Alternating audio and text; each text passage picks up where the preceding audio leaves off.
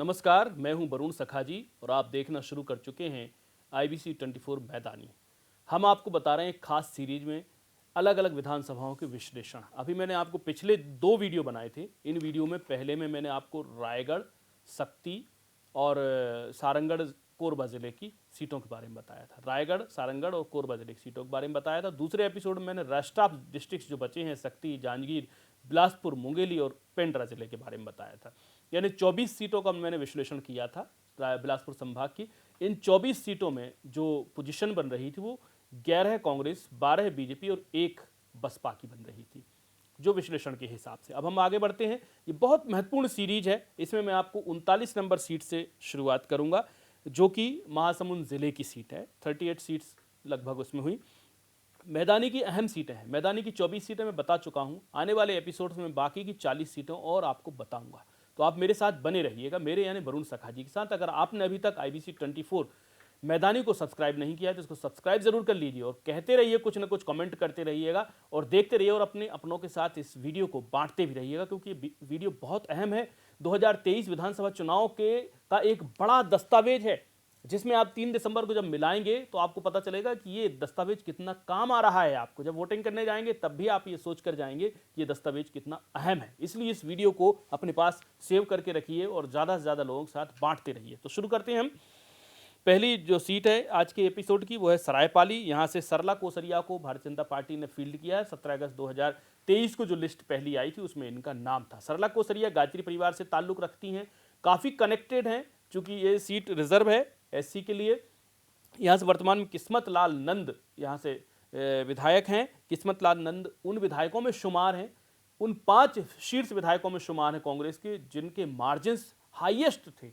सबसे ज़्यादा वोट से जीतने वालों में मोहम्मद अकबर थे कवर्धा से, उनमें ये भी शुमार है। अमितेश शुक्ला भी शुमार है और ये भी शुमार है।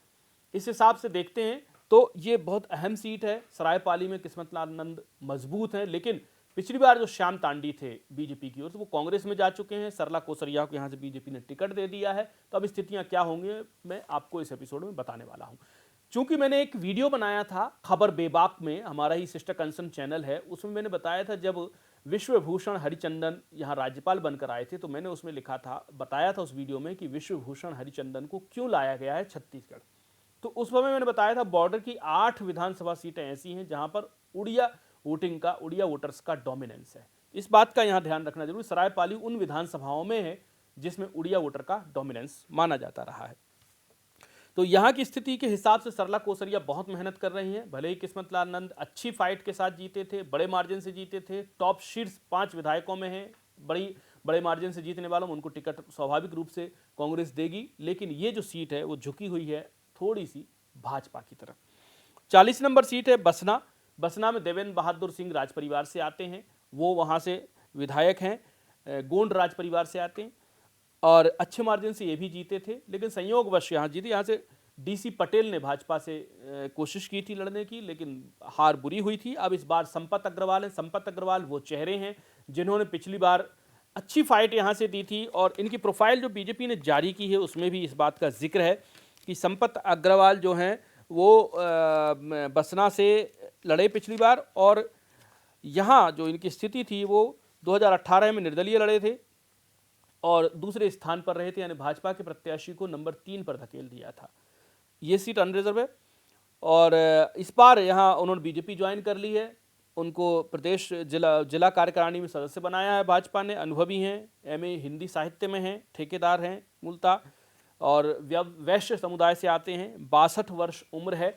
संपत अग्रवाल धनाढ्य व्यक्ति हैं। पिछली बार भी इनका चुनाव चर्चाओं में था। इन पर कुछ आरोप भी लगे थे लिब्रिकेंस करने का, लोगों को ल्यूक्रेटिव कुछ ऑफर्स के लिए, लेकिन वो बाद में सिर्फ आरोप ही रहे। इस बार ये बीजेपी में है तो ये माना जा रहा है कि इनने अच्छी ताकत झोंकी है। देखना होगा रिजल्ट कहाँ जाता है। पर बसना की जो सीट है वह फिलहाल में देवेंद्र बहादुर के सामने ये थोड़े से भारी नजर आ रहे हैं। ये सीट भी भाजपा की तरफ झुकी हुई है। अगली सीट है खल्लारी। खल्लारी से भी द्वारिकाधीश यादव है, ये भी भारी मतों से जीते थे। ये भी उन विधायकों में शुमार है जिनकी बड़े मार्जिन से जीत हासिल हुई थी इनको। इनके सामने भाजपा ने महिला अलका चंद्राकर को उतारा है। कुर्मी है वो, कुर्मी वर्सेस यादव होगा, यानी OBC ही है दोनों, उनके बीच में मुकाबला होगा और खल्लारी में भी स्थितियां कांग्रेस के लिए बहुत फेवरेबल नहीं है। ये सीट भी हल्की सी बीजेपी की ओर झुकी हुई है। महासमुंद में कांग्रेस से विनोद सेवन चंद्राकर जो हैं विधायक हैं, वर्तमान में कुर्मी समाज से आते हैं और यहाँ से जो उतारे गए हैं बीजेपी की ओर से योगेश्वर राजू सिन्हा को उतारा गया है, जो ओबीसी से आते हैं और यहाँ पर ओबीसी सिन्हा भी लिखते हैं। 53 वर्ष है, जिला उपाध्यक्ष हैं पार्टी में, 2019 में जिला उपाध्यक्ष महासमुंद बने थे। कृषि हैं, बिल्डर्स हैं, डेवलपर हैं, कॉलोनियाँ बनाते हैं, ग्रेजुएट हैं और अच्छी फाइट यहाँ से दे सकते हैं। ये वो व्यक्ति हैं जिनका ये था कहना, जिन पर ये लोगों ने बताया है कि योगेश्वर के पास ये जो लिस्ट थी सबसे पहले इनको इन्फॉर्म हो गया था इसके बारे में। इससे ज़्यादा नहीं बोलना। तो महासमुंद से ये यहाँ से फाइट करेंगे। ये सीट से कांग्रेस से विनोद सेवन चंद्राकर कांग्रेस से आएंगे। देखते हैं क्या स्थितियां बनती हैं। फिलहाल में ये कहा जा सकता है कि ये सीट हल्की सी बीजेपी की ओर झुकी हुई दिखाई दे रही है। यानी महासमुंद जिले की 4 सीटें चारों की 4 बीजेपी की ओर झुकी हुई दिखाई दे रही हैं अभी तक। इसके बाद बढ़ते हैं बिलाईगढ़ अहम सीट है। यहाँ से वर्तमान विधायक कांग्रेस संभवतः टिकट काट सकती है, तो उनके स्थान पर कविता प्राण लहरे का नाम चल रहा है और बीजेपी ने यहाँ से डॉक्टर दिनेश लाल जांगड़े को उतारा है। दिनेश लाल जांगड़े जो हैं पढ़े लिखे संभ्रांत परिवार से हैं, MBBS हैं, MD हैं, संगठनात्मक अनुभव है, अच्छे व्यक्ति हैं और प्रदेश कार्य समिति में सदस्य हैं अनुसूचित जाति मोर्चा के। 51 वर्ष उम्र है, सतनामी समाज से ताल्लुक रखते हैं। बिलाईगढ़ से इनको फील्ड किया गया है। इनका मुकाबला करेंगी कविता प्राण लहरे कांग्रेस की ओर से। अगर मान लीजिए टिकट कटता है तो इनका नाम आगे चल रहा है। अगर इनके बीच में फाइट होती है तो क्या स्थितियां रहेंगी बिलाईगढ़ में? चूंकि बिलाईगढ़ में कुछ सरप्राइज भी हो सकता है। आरंग से जिस तरह का नाम आया है उसके बाद से मंत्री शिव डहरिया लगातार बिलाईगढ़ को लेकर के संजीदा रहे हैं और अपनी इच्छा भी जाहिर कर चुके हैं, लेकिन संगठन उनको आरंग से ही लड़ाना चाहता है। कहीं एंड मौके पर कुछ हो गया सरप्राइजिंग तो ये भी इसके लिए भी छत्तीसगढ़ की राजनीति को तैयार रहना होगा। तो बिलाईगढ़ में फिलहाल में अगर कविता प्राण लहरे और डॉक्टर दिनेश लाल जांगड़े के बीच में मुकाबला होता है तो बिलाईगढ़ की जो सीट है वो बहुत फंसी हुई सीट है, पर दिनेश जांगड़े थोड़े से अपर हैंड दिखाई दे रहे हैं। कसडोल में अभी भारतीय जनता पार्टी ने अपना कोई प्रत्याशी घोषित नहीं किया, कांग्रेस ने भी नहीं किया है, तो इसका अभी फिलहाल में हम विश्लेषण नहीं करते हैं। शकुंतला साहू जो हैं अच्छे मार्जिन से जीती थी और गौरीशंकर अग्रवाल जैसे बड़े नेता को 26 वर्ष की आयु में शकुंतला साहू ने हराया था, तो ये बड़ी चर्चित सीट रही है। तो कसडोल में अभी घोषित नहीं हुआ बीजेपी का प्रत्याशी, जब घोषित होगा तब हम इस पर बात करेंगे। बलौदाबाजार में कांग्रेस ने भी अभी प्रत्याशी नहीं घोषित किया है, चूंकि यहाँ से अजीत जोगी की पार्टी से प्रमोद शर्मा यहाँ से विधायक हैं वर्तमान में, लेकिन कांग्रेस ने टंकराम वर्मा को घोषित कर दिया जो जिला संगठन में रहे हैं।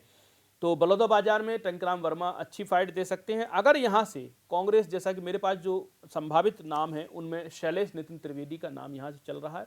शैलेश नितिन त्रिवेदी बहुत ज़मीनी नेता हैं और बलौदाबाजार को अच्छे से समझते हैं, अच्छी पैठ है, ऊपर से ही बैकिंग है, तो शैलेश नितिन त्रिवेदी इस सीट पर मजबूत नजर आएंगे। टंकराम वर्मा भी अच्छी फाइट देंगे, लेकिन बलौदाबाजार थोड़ी सी झुकी हुई है कांग्रेस की ओर। अगर त्रिकोणीय हो जाती है, प्रमोद शर्मा फाइट करते हैं और प्रमोद शर्मा निर्दलीय लड़ते हैं, तो यहाँ से प्रमोद शर्मा कांग्रेस का थोड़ा खेल बिगाड़ सकते हैं।